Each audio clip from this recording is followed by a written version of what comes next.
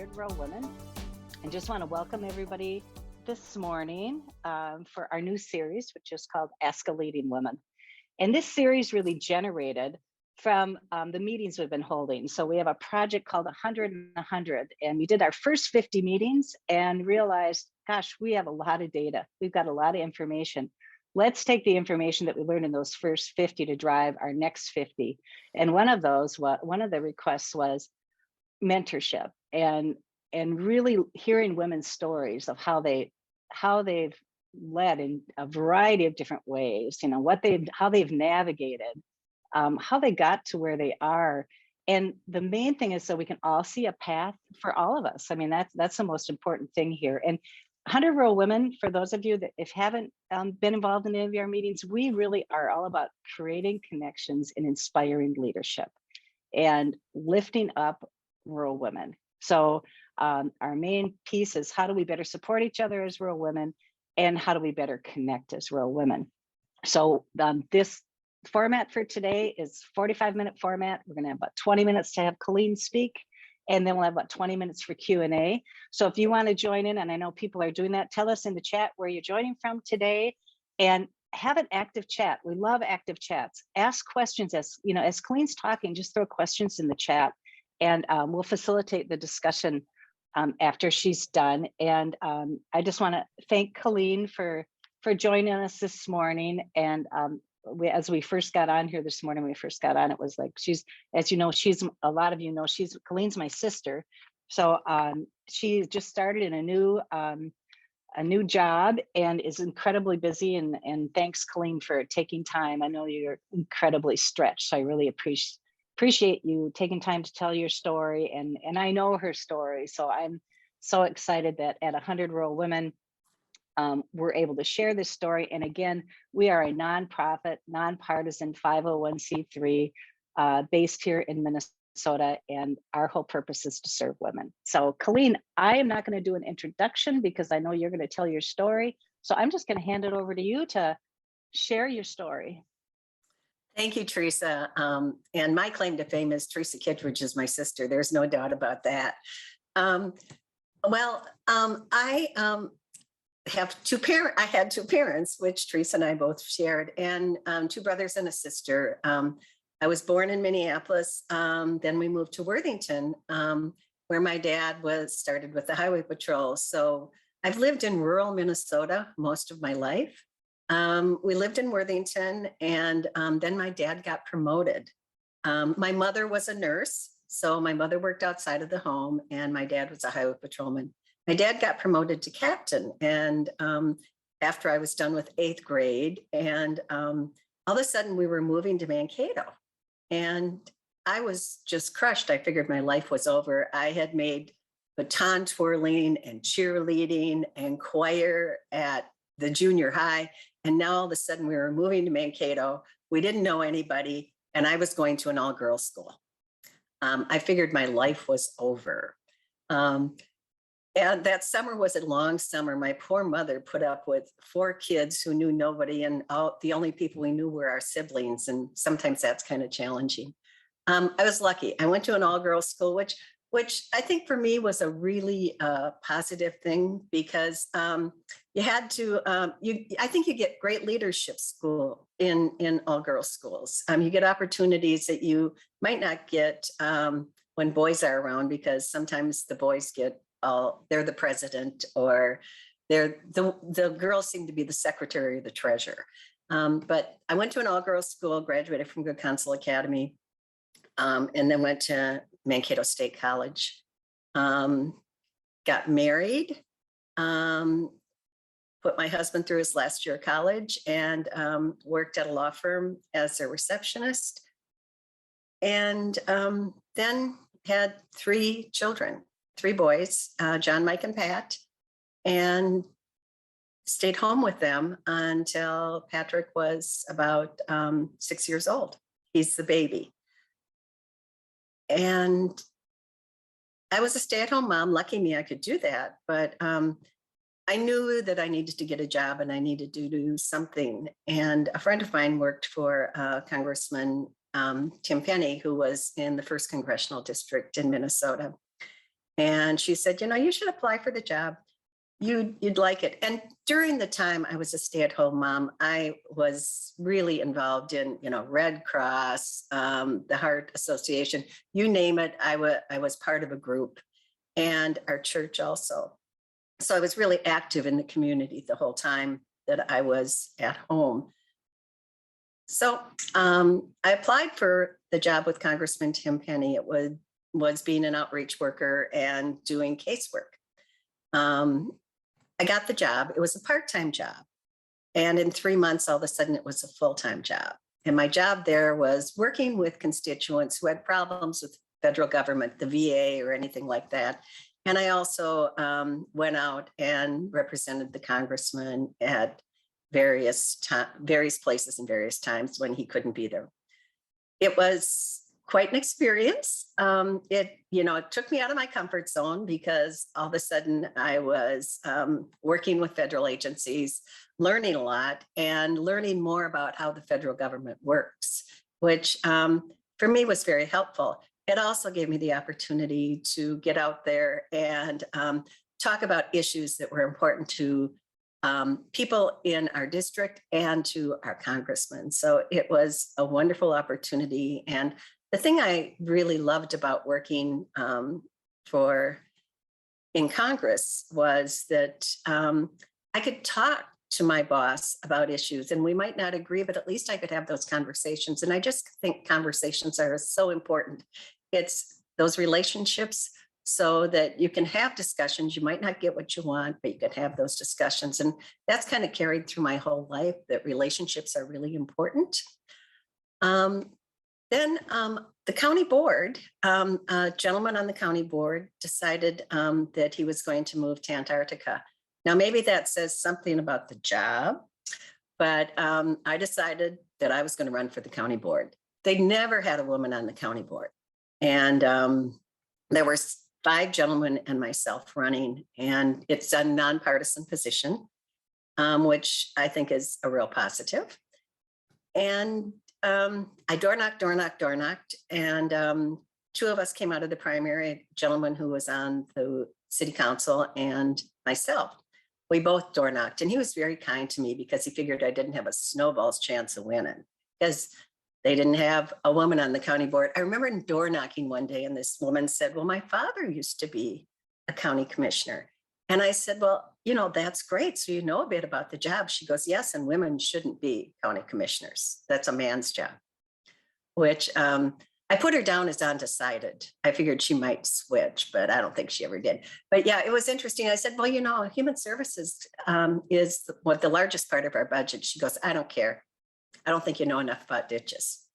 So I won that. And this is a sad story, but kind of a funny story. And I think it also says something. The night I won, the paper called him and said, what do you think about her winning? And he said, you picked her, live with her. I pretended I never heard that because what good would it do to take him on that? So I just pretended like I never heard of it. And 2 years later, he ended up being the mayor of Mankato. And we had a great relationship. But some of those things. And so I came on the county board, only woman, first woman. And it was all of a sudden the board had changed. It had been a board that had been pretty consistent for forever. And all of a sudden there were 3 brand new commissioners, 2 men and myself, and 2 who had only been on 2 years. So it was a really baby board, for lack of a better term. And one of the guys said to me when we first met, after we were elected, he said, we don't know what we're going to do with a woman on the board, Colleen. And I said, well, you better be careful because it might be really tough. We all got along fine. I mean, the nice thing was I was on a board that they cared about what happened, what was good for the county. There weren't any agendas, and it was all about what do we need to move this county forward. It was a wonderful experience. I'm not saying that over the years, I haven't had a couple that were a little challenging, but I was on the county board for 25 years. There was a gap in between. when I went to USDA, but I had great opportunities with the county because I was a woman and there weren't many female county commissioners. There are some on this listening today. I see their lovely faces and they've made all the difference in how I could function as a female county commissioner. I had good guys on my board, don't get me wrong. I remember saying to one of the gentlemen, I said, I was scared to run because I figured I didn't know enough. And he looked at me and not condescending, he says, that just amazes me, Colleen. He said, that never occurred to me that I wouldn't know enough to be a county commissioner. He said, you were a congressional staffer, you were active in the community, you did all sorts of things, and you didn't think you knew enough. And I think that's pretty common for women. I think that we always think we have to know everything about everything before we can do something. And you never can know everything about everything anyway. So why not jump in? I always say yes, say yes.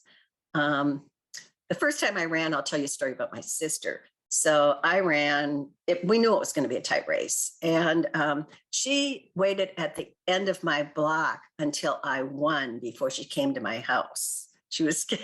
She was afraid I was going to lose and didn't want to be there when I did. But it was being on the county board was a wonderful opportunity for me. I got to be the president of the Association of Minnesota Counties, which is all 87 counties, and build great relationships there. As I said, there was a core group of women that we connected, we worked together, we supported each other, we helped each other. And it was somebody I could call and say, am I crazy?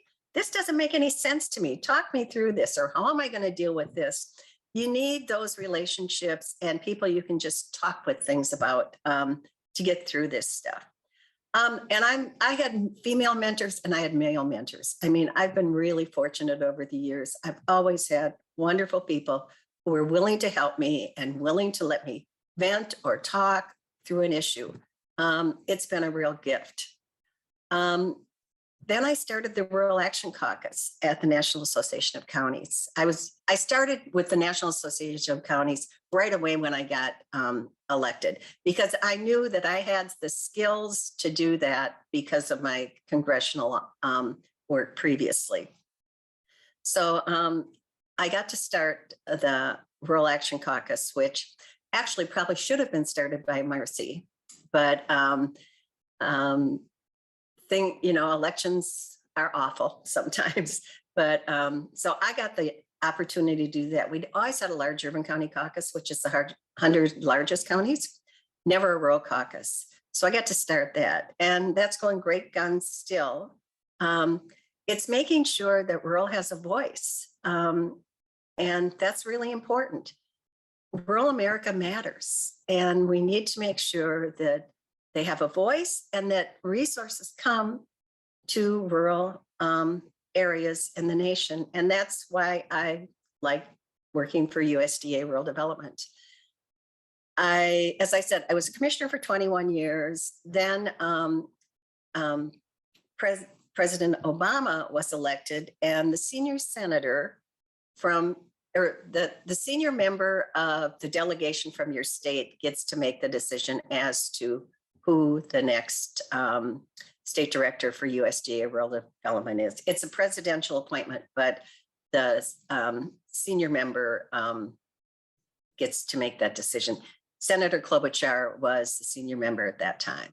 And so she had a panel. I interviewed, as did some other people. And I was lucky enough to get the presidential appointment. So from 2009 to 2018, I ran USDA Rural Development. And it's just this opportunity to work in rural communities, to do libraries, hospitals, daycare centers, business loans, assisted living, community centers, water and waste, all those things that make a difference in community, broadband, utilities, and just housing, single family and multifamily housing. Those are the things that USDA Rural Development works with. And we have 13 offices around the state. and employees that will work one-on-one with a community, with a low-income household for a single-family housing. And broadband, we all know how important broadband is. We've gone through the pandemic. I hope we're done. I don't know if we are, but it just really, to me, showed how important broadband is and how we need to strengthen that. So that's what we do at USDA Rural Development. Well, then there was a change in presidents, and I retired and didn't do well at it. I was retired for 2 years and I wasn't very good at it. So I decided to run for the county board again because my heart's been there for many, many years. And I just retired from the county. I won, thank God. And I just retired from the county board in March. I had to do that to take the new USDA job because President Biden, Senator Klobuchar, Senator Smith, and Representative Angie Craig did the interviews. And so 3 women, and they put my name forward to President Biden, and I'm the new state director for USDA. I started a month ago, so things have changed. And so it's like drinking through a fire hose right now, but we have the opportunity as women to really make a difference, I think, in elective office or in appointed office. We have the opportunity because we are willing to work with each other. We're willing to build bridges. We don't worry so much about who gets the credit for things. And, how do you find that life-work balance? And I'm not real good at that. But I had 3 kids who were active in sports, 3 boys. And so they were on traveling teams. We were going here, there, and everywhere. But I always got the opportunity to at least try to be at most of their games and to be around. I might not have had the cleanest house, I'll tell you that. But I certainly, because of the county board when I was on it, had the flexibility to do a lot of that stuff. So that's a real plus. And just trying to figure out, what's important, what are your priorities, and what do you have to do, and what can you let slide sometimes. I have, as I said, 3 siblings, 2 brothers who are extremely accomplished. Kevin was the chief of the Highway Patrol, and then did international police work. Patrick was the chief public defender in Ramsey County. But the brightest star of all is Teresa, who has done so many wonderful things for our communities, our nation, and for all of us. So this 100 Rural Women is just the best thing ever because it brings women together and it gives women the opportunity to build those relationships and work together and help each other as we move along. And I think I have like 2 minutes left. So I had some other great opportunities. I got a call one day from the Swiss embassy where they said, we're thinking of taking some women to Switzerland to talk about women's issues. Of course, we'll pay for everything. Would you be interested? It took me about that long to say, oh, I'm there. And I got to go with these fabulous women, 8 women, 2 military women. One was the first female general in the Air Force. And a woman who started Black Women United, a woman writer, a woman business owner, just these wonderful women that made a difference in so many people's lives. And I got to hang out with them and learn from them. And I found out when we went to Switzerland, the issues were the same in Switzerland as they were in the US, daycare, life-work balance, pay, all of the things that we all deal with each and every day, they were dealing with the same things. So it was a great opportunity. And Teresa told me I had 20 minutes and my 20 minutes are up. So I'm more than willing to take any questions. Just one comment. Since I am a federal employee, I fall under the Hatch Act. So I can't talk about partisan politics. So just want to be clear about that. Thank you. Thanks so much, Colleen. And I'll be sending